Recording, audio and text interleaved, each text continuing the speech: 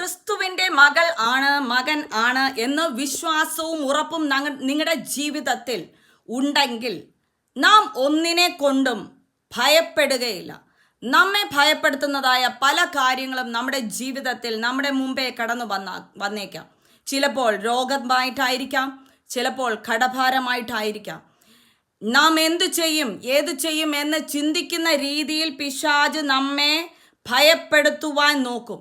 എന്നാൽ ആ ഭയം കൊണ്ടുവരുന്ന പിശാചിനെ മനസ്സിലാക്കിയിട്ട് നാം ക്രിസ്തുവിൻ്റെ മകളാണെന്ന് ഉറപ്പ് നമ്മുടെ ജീവിതത്തിൽ ഉണ്ടെങ്കിൽ ഈ കടഭാരത്തിനോ ഈ രോഗത്തിനോ നമ്മെ തളർത്തുവാനോ തകർക്കുവാനോ സാധിക്കുകയില്ല.